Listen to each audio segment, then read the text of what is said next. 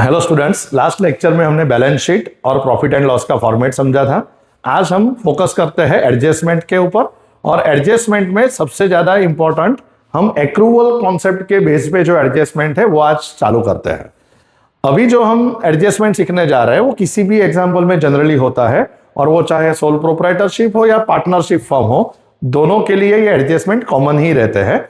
तो स्टार्ट करते हैं। पॉइंट नंबर 1, ट्रायल बैलेंस में सैलरी देके रखा है। अब जरा सैलरी पे फोकस करो। नीचे ब्रैकेट में लिखा हुआ है 28 फरवरी 26 अप टू 28 फरवरी। उसका मतलब एक महीने का सैलरी रिकॉर्ड करने का बाकी है। यहां पे देखो, ईयर एंड हो रहा है मार्च 26 और यहां पे फरवरी 26। तो 1 मंथ का सैलरी जो बाकी है वो भी रिकॉर्ड करना पड़ेगा, और करंट ईयर का जो सैलरी है वो भी रिकॉर्ड होगा। तो हम यहां पे रिकॉर्ड करते हैं सैलरी की अमाउंट है 55,000, और जो 1 मंथ का बाकी है उसके लिए हम वर्किंग करेंगे कि अंदर जो डेटा है वो अप टू फरवरी है, मतलब 11 मंथ्स का है। तो 11 मंथ की अमाउंट देके रखी है 55,000।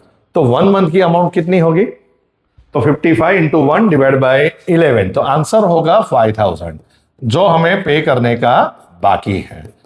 आउटस्टैंडिंग सैलरी एक्सपेंस में प्लस हो जाएगा, और सेकेंड इफेक्ट आएगी लायबिलिटी। चाहे एडजस्टमेंट हो तो भी उसकी 2 इफेक्ट आएगी, हिडन एडजस्टमेंट हो तो उसकी भी 2 इफेक्ट आएगी।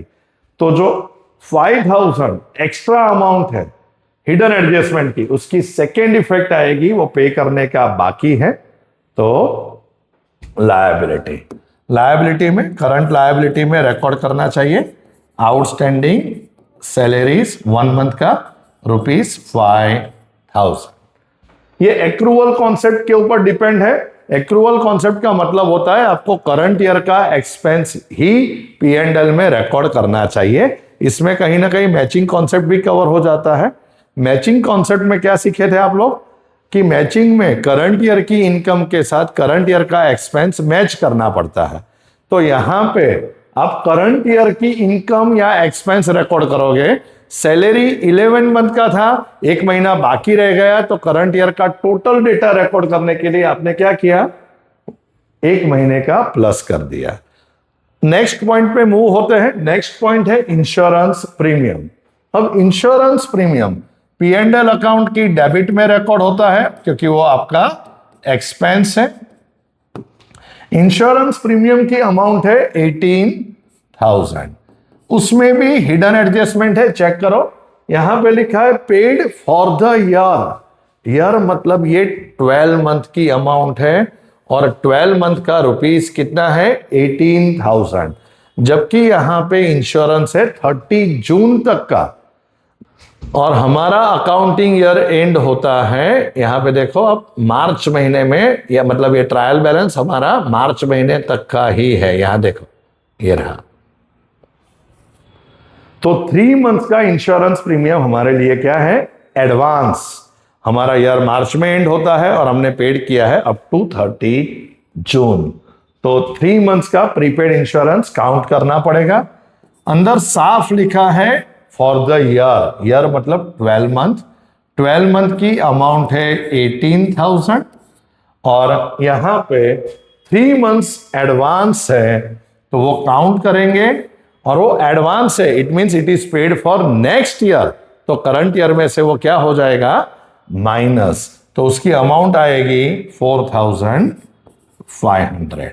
प्रीपेड इंश्योरेंस करंट ईयर का एक्सपेंस नहीं है, तो करंट ईयर के एक्सपेंस में से मतलब टोटल एक्सपेंस में से माइनस किया, बाहर अमाउंट आएगी 13,500। और जो प्रीपेड है means it is paid for next year, तो वो आपकी एसेट है, हम उसको एसेट में रिकॉर्ड करेंगे।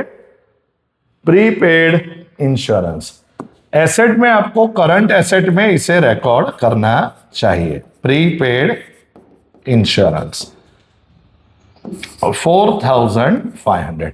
एक्चुअली एसेट में आप non current asset, current asset, even liability में non current liability, current liability वगैरह हेडिंग भी यूज कर सकते हो।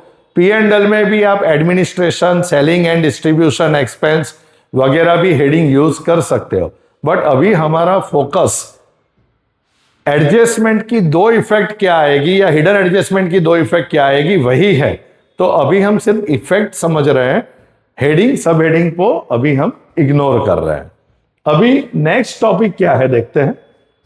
इंश्योरेंस के बाद नेक्स्ट पॉइंट है outstanding wages. Outstanding wages 3000, prepaid mobile bill 2000, commission receivable 1000।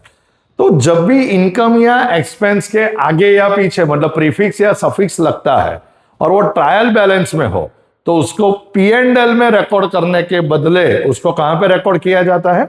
Balance sheet में। अगर वो डेबिट बैलेंस है तो एसेट और क्रेडिट बैलेंस है तो लायबिलिटी। तो अभी आउटस्टैंडिंग वेजेस है 3000, तो उसको हम कहां पे रिकॉर्ड करेंगे? ट्रायल बैलेंस है तो ऑब्वियसली उसकी एक ही इफेक्ट आएगी। और कहां पे रिकॉर्ड करेंगे? लायबिलिटी में। Outstanding wages 3000। उसके बाद है प्रीपेड मोबाइल बिल, तो वो भी ट्रायल बैलेंस में बट डेबिट में है तो एसेट में जाएगा। प्रीपेड मोबाइल बिल, उसकी अमाउंट थी 2000 तो हम उसको एसेट में रिकॉर्ड करते हैं। और कमीशन रिसीवेबल, कमीशन रिसीवेबल, देखो हमने यहां पे सारे एरिया कवर करने की कोशिश करी है। जैसे कि एक्सपेंस एडवांस में पे किया है या इनकम लेने की बाकी है, वो दोनों हमारे लिए एसेट है। और खर्चा पे करने का बाकी है तो वो हमारे लिए क्या है? लायबिलिटी। लोन पे जाते हैं। 12% बैंक लोन है and interest. Loan always credit balance होता है क्योंकि वो लायबिलिटी है, लोन टेकन फ्रॉम बैंक है। तो लोन की अमाउंट 2 लाख है। और जब भी परसेंटेज आए ना तो ऑलवेज ऑपोजिट साइड पे इंटरेस्ट चेक करना चाहिए। मतलब यहां पे लोन क्रेडिट में है तो ऑपोजिट साइड मतलब डेबिट में आपको इंटरेस्ट चेक करना चाहिए। और वो इंटरेस्ट की अमाउंट है 2 लाख का 12% मतलब होना चाहिए 24,000। यहां पे लोन के नीचे डेट भी देके रखी है 11/26। उसका मतलब ये लोन आपने जनवरी टू मार्च ही यूज करी है तो 3 मंथ का इंटरेस्ट आएगा 24,000 इंटू 3/12। अगेन रिपीट कर लेते हैं। 2 लाख का 12% 24,000 एंड जनवरी टू मार्च मतलब इंटू 3 मंथ्स तो 24,000 इंटू 3/12 तो अमाउंट आएगी 6,000। और यहां पे इंटरेस्ट चेक करो सिर्फ 5,000 देके रखा है तो इंटरेस्ट ऑन लोन 5,000 है तो बाकी रह गया 1,000। तो P&L की डेबिट में to interest on bank loan amount देके रखी है 5,000 और 1,000 पे करने का बाकी है तो आंसर आएगा 6,000 P&L की डेबिट में। अब लोन भी रिकॉर्ड कर लेते हैं और जो बाकी रह गया था इंटरेस्ट वो भी रिकॉर्ड कर लेते हैं। लोन आपकी लायबिलिटी में रिकॉर्ड करेंगे। 12% बैंक लोन आपकी लायबिलिटी है और लोन की अमाउंट है 2 लाख और जो बाकी रह गया 1,000 इंटरेस्ट वो आपको इंटरेस्ट में प्लस करना पड़ेगा। और सेकेंड इफेक्ट आएगी लायबिलिटी में जो बाकी रह गया है। आप लोन में प्लस भी कर सकते हो but loan is always non current liability and outstanding interest on loan is a current liability. तो हो सके तब तक सेपरेट दिखाओ तो बेटर। नेक्स्ट पॉइंट लोन जैसा ही यहां पे है। हमने दोनों एस्पेक्ट को कवर किया है, इनकम एक्सपेंस बाकी, उसी तरह से बोरोइंग और साथ साथ में हमने एसेट में इन्वेस्टमेंट को भी यहां पे इंक्लूड किया है। तो ये देखो 10% investment in debenture and interest. तो इन्वेस्टमेंट आपका एसेट है ऑलवेज डेबिट बैलेंस। तो इन्वेस्टमेंट की अमाउंट हुई 60,000 और उसका 10% तो 60,000 का 10% मतलब कितना आएगा? 6,000। अगेन जब भी परसेंटेज आए तो ऑपोजिट साइड पे इंटरेस्ट चेक करो तो 60,000 का 10% 6,000 होना चाहिए। यहां पे देके रखा है 4,000 मतलब 2,000 इंटरेस्ट लेने का बाकी है। इन्वेस्टमेंट का इंटरेस्ट आपकी इनकम है।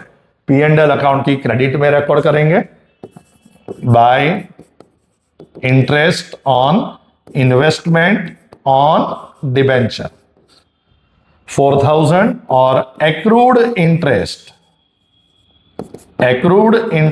2,000 उसमें प्लस हो जाएगा।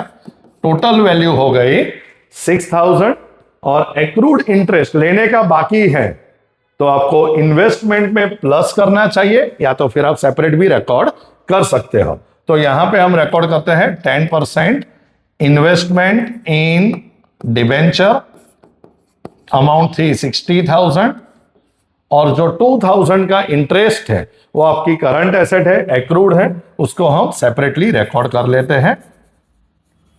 एक्रूड इंटरेस्ट ऑन इन्वेस्टमेंट कितना रुपीस है?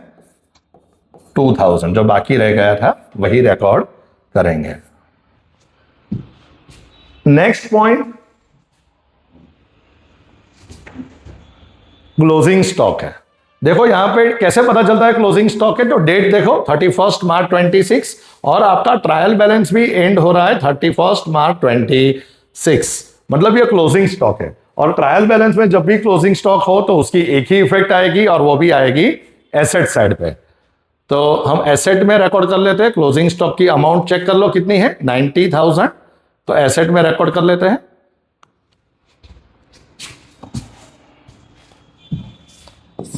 Closing stock 90,000। उसके बाद क्लोजिंग स्टॉक के बाद नेक्स्ट पॉइंट चेक करते हैं एडवर्टाइजमेंट एक्सपेंस। ये भी एक मोस्ट इंपॉर्टेंट एडजस्टमेंट है। एडवर्टाइजमेंट एक्सपेंस 9000 है, उसमें लिखा है it include sales promotion expense ₹6000, मतलब 6000 वो 9 के अंदर इंक्लूड है, और वो भी कितने ईयर के लिए है? 3 इयर्स के लिए।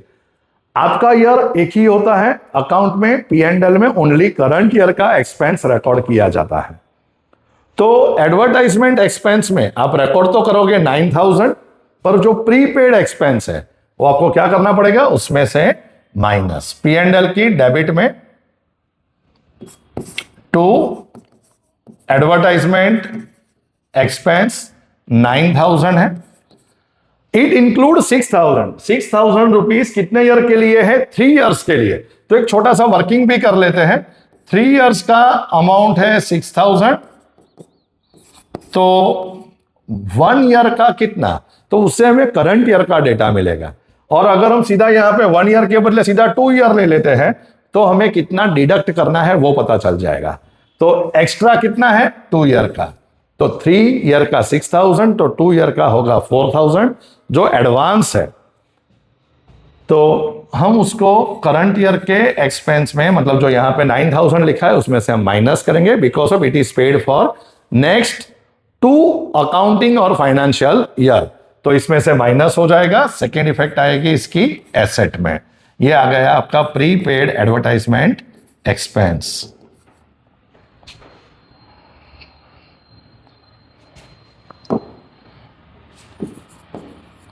प्रीपेड सेल्स प्रमोशन एक्सपेंस या तो एडवर्टाइजमेंट एक्सपेंस जो 4000 है, नेक्स्ट 2 अकाउंटिंग ईयर के लिए है, वो माइनस हो जाएगा। नेक्स्ट पॉइंट है ऑडिट फीस। अब देखो यहां पे ऑडिट फीस के ऊपर एडजस्टमेंट है। Adjustment number 1, audit fees. Audit fees की अमाउंट है 8000 और एडजस्टमेंट है ऑडिट फीस पेएबल ₹2000। तो 2000 पे करने की बाकी है। ऑडिट फी आपका एक्सपेंस है, प्रॉफिट एंड लॉस की डेबिट में आएगा।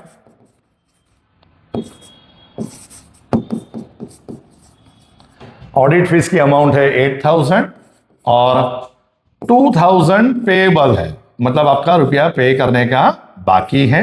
आउटस्टैंडिंग 10,000 और टोटल आपने यहां पे रिकॉर्ड कर लिया।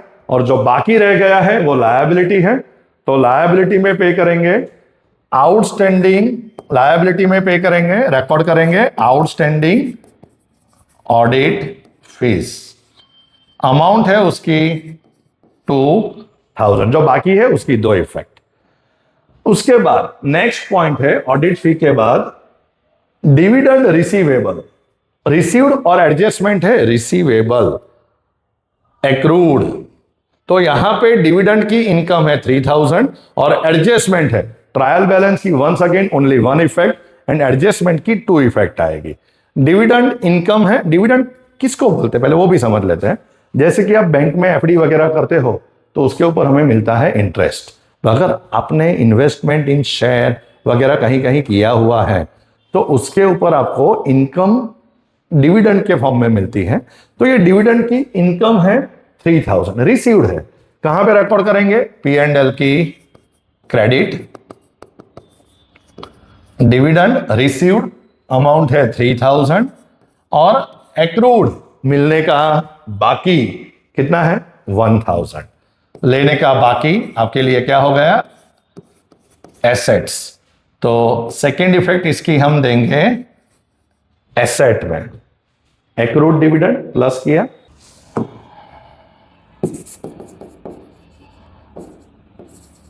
एक्रूड डिविडेंड अमाउंट थी 1000, जो लेने का बाकी है वो हमने क्या कर दिया? प्लस। अब लास्ट में 2 पॉइंट्स रह गए। रेंट की अमाउंट यहां पे देखे रखी है 50,000 और यहां पे लिखा है rent received in advance.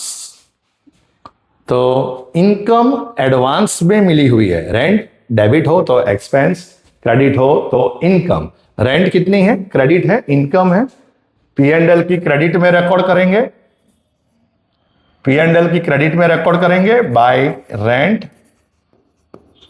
Income है 50,000 और एडजस्टमेंट है रेंट रिसीव्ड इन एडवांस, मतलब अगले साल का रेंट आपको एडवांस में मिला है।